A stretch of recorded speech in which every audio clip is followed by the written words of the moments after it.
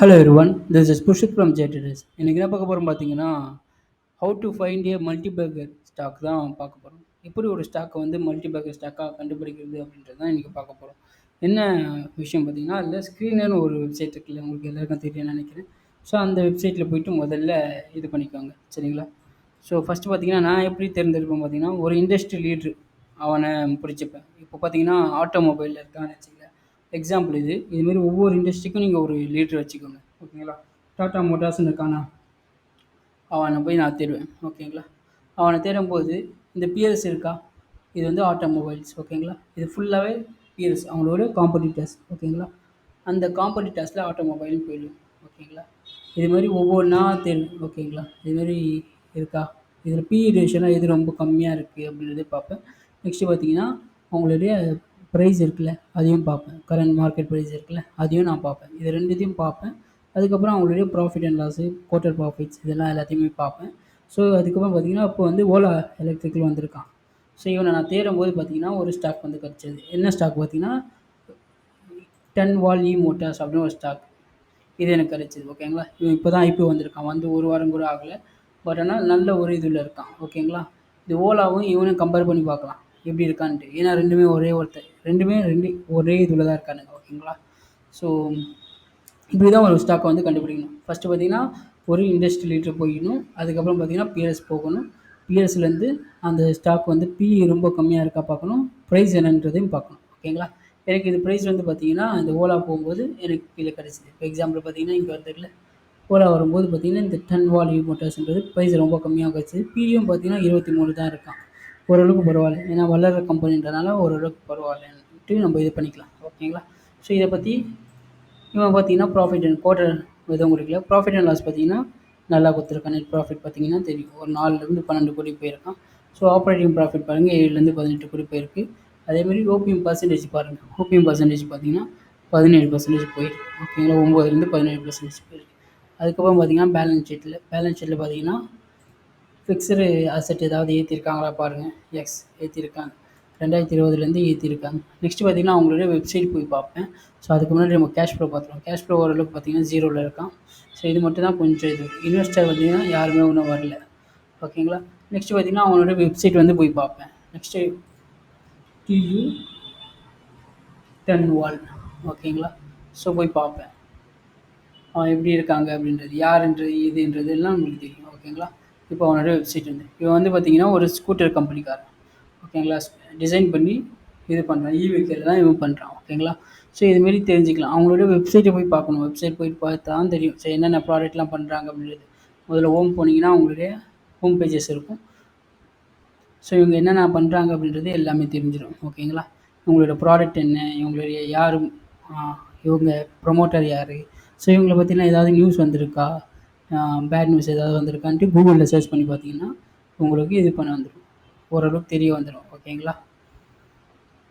So இது உங்களோட website, ஓகேங்களா? இதை போய் பார்த்துக்கலாம். அதுக்கப்புறம் பார்த்தீங்கன்னா இங்கே இருக்கும், இங்கே என்னென்ன பாலிசிஸ் இருக்குது அப்படின்றத பார்த்துக்கலாம். அவங்களுடைய கம்பெனியோட எல்லா விஷயத்தையும் போட்டிருப்பாங்க. உங்களுடைய ஆல் ப்ராடக்ட் இதில் என்னென்ன ப்ராடக்ட்லாம் இருக்குன்றதெல்லாம் தெரிஞ்சுக்கலாம், ஓகேங்களா? ஸோ நெக்ஸ்ட்டு பார்த்தீங்கன்னா அவங்களுடைய லீடர்ஷிப் எல்லாத்தையும் அவங்க வெப்சைட்டில் படிச்சுக்கலாம். படிச்சுக்கிட்டு பார்த்தீங்கன்னா இதுமாரி தான் இன்வெஸ்ட்மெண்ட் பண்ணிக்கலாம். இந்த ஸ்டாக்கில் நானும் இன்வெஸ்ட்மெண்ட் பண்ண போகிறேன். ஒரு 100 ஸ்டாக் மட்டும் வாங்கி என்ன நடக்குதுன்றதை பார்க்கலாம். ஒரு 5000 ருபீஸ் நம்ம வந்து இதை போட்டு பார்க்கலாம். டெக்னிக்கலாக போய் பார்க்கும்போது என்ன ஆகுதுன்னு பார்த்தீங்கன்னா, டெக்னிக்கலாக முதல்ல போய் பார்ப்போம், இவன் இப்படி இருக்கான்ற பார்க்கலாம்.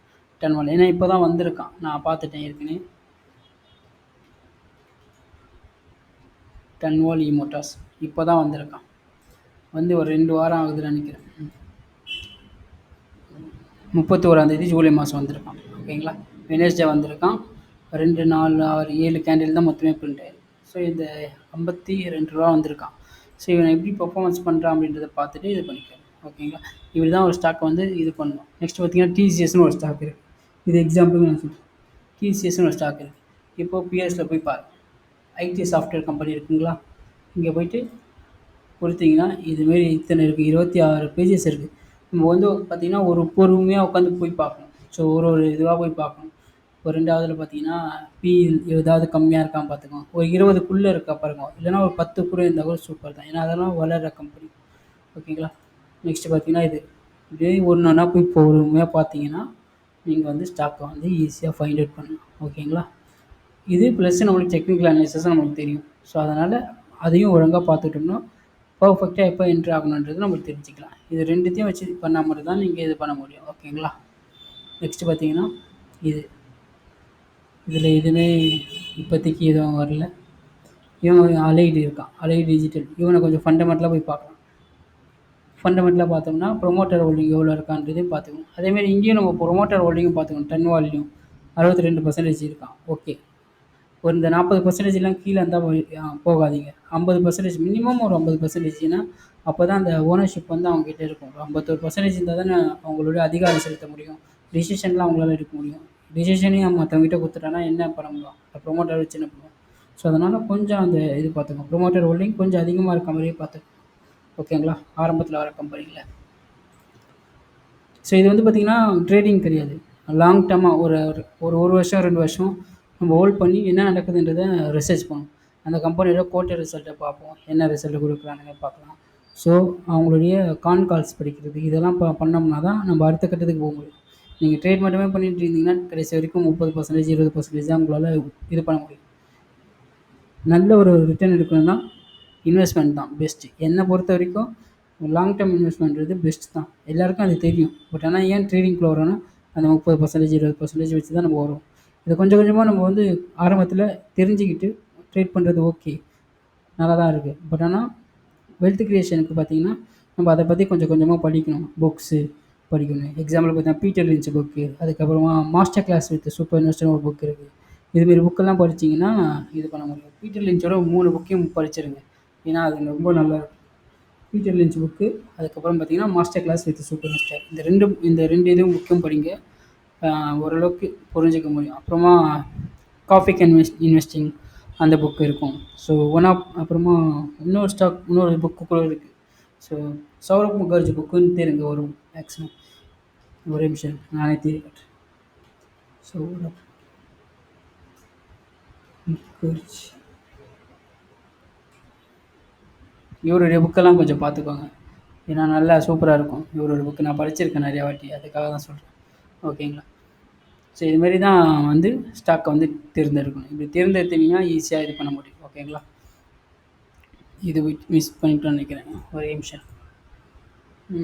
ஓகே, அலைடு டிஜிட்டல் இதை கொஞ்சம் பார்த்துக்கிட்டோம்னா இதில் எத்தனை ப்ராஃபிட் பண்ணுறான், என்ன இது பண்ணுறாங்க, இன்வெஸ்டர்ஸ் எப்படி இருக்காங்க, டிஏஎஸ் எப்படி ஆக்டிவிஸ்டாக இருக்காங்க. இப்போ டிஏஎஸ் பார்த்திங்கன்னா ரெகுலராக ஏற்றிக்கிட்டே வருவாங்க இந்த ஸ்டாக்கில். ஓகேங்களா? சாரி, எஃப்ஐஎஸ் ஏற்றிட்டே இருக்காங்க. டிஎஸ் வந்து இன்னும் வரவே இல்லை, இங்கே வந்திருக்கான் திருப்பியும் போயிட்டான். ஓகேங்களா? ஸோ இதுமாரி கொஞ்சம் பொறுமையாக பார்க்கணும். அதேமாதிரி ப்ரொமோட்டர் வந்து விற்றுக்கிட்டே இருக்கக்கூடாது. ப்ரொமோட்டர் வந்து பை பண்ணுறான்னா அது ரொம்ப பெரிய ஆப்பர்ச்சுனிட்டி. ஏன்னா அந்த கம்பெனி மேலே இது பண்ணால் மட்டும்தான், அதாவது நம்பிக்கை இருந்தால் மட்டும்தான் அவன் பைபேக் பண்ணுவான். ஸோ பைபேக் பண்ணுறேன்னா அந்த கம்பெனியில் ஏதோ சம்திங் நடந்துகிட்ருக்கு அப்படின்றத நம்ம இது பண்ணிக்கணும். ஏதோ ஒரு பெரிய ப்ரொடக்ஷன் பண்ண போகிறாங்க அப்படி இருந்தால் மட்டும்தான் சேல்ஸ் இன்க்ரீஸ் ஆகும். சேல்ஸ் இன்க்ரீஸ் ஆச்சுன்னா நெட் ப்ராஃபிட் எல்லாமே இன்க்ரீஸ் ஆகும். ஸோ அதனால் பைபேக் பண்ணுறாங்கன்னா ஒரு ப்ரொமோட்டர் கொஞ்சம் அந்த ஸ்டாக்கை வந்து கவனத்தில் வைக்கிறது நல்லது. ஓகேங்களா? ஏன்னா ஃப்யூச்சரில் நிறைய ப்ராஃபிட் பண்ண போகிறாங்கன்னு அர்த்தம். ப்ராஃபிட் பண்ணாங்கன்னா நம்ம அதுக்கு முன்னாடியே வாங்கி வைக்கிறது நல்லது. ஏன்னா அவன் கம்பெனி மேலே அவனை பற்றி அந்த கம்பெனியை பற்றி எல்லாமே தெரியும் அந்த ப்ரொமோட்டருக்கு, அதனால் அவன் பைபேக் பண்ணுறான். ஓகேங்களா? நெக்ஸ்ட்டு பார்த்தீங்கன்னா பப்ளிக் கிட்ட கம்மியாகிட்டே வருது. இது நல்ல ஒரு இது தான். பப்ளிக் கிட்ட கம்மியாகிறது நல்லது தான், ஏன்னா தேவையில்லாமல் வாலட்டிலிட்டி வந்து இருக்கும். ஸோ ஓகேவா? இதுமாரி தான் ஸ்டாக்கை வந்து நீங்கள் வந்து மல்டிபேக்கர்ஸ் ரிட்டர்ன் எல்லாம் பார்க்க முடியும். ஆனால் அதுக்கேற்ற டைம் கொடுக்கணும். 1 மாதம் 2 மாதம்லாம் கொடுத்துட்டு என்ன ஏறல அப்படின்றதுலாம் கேட்கக்கூடாது. அட்லீஸ்ட் ஒரு வருஷமாவது அந்த ஸ்டாக் என்ன மாதிரி பர்ஃபார்மன்ஸ் பண்ணுறதுன்றதை ரிசர்ச் பண்ணுங்கள். ரிசர்ச் பண்ணால் தான் நீங்கள் அந்த ஸ்டாக் மார்க்கெட்டில் சர்வே பண்ண முடியும். யாரையாவது ஒருத்தர் டிபெண்ட் பண்ணிகிட்டே இருந்தோம்னா வேலைக்கே ஆகாது. நீங்கள் ரிசர்ச் பண்ணால் மட்டும்தான் நீங்கள் சர்வே பண்ண முடியும். நிறைய பேர் வந்து பார்த்திங்கன்னா ரிசர்ச்ன்ற வார்த்தையை கூட யூஸ் பண்ண மாட்டாங்க. நம்ம ரிசர்ச் பண்ணுவோம், அதுதான் ஒரு இது. ஓகேங்களா? ஸோ எப்போயுமே சொல்கிறது தான், ஸ்டாக் அனலைஸ் பண்ணுறத விட ஸ்டாக்கை ட்ராக் பண்ணுறது தான் ரொம்ப ரொம்ப இம்பார்ட்டன்ட். ஸோ யூடியூப்பில் யாரும் பண்ணல, நம்ம பண்ணிகிட்ருக்கோம். Thanks for that.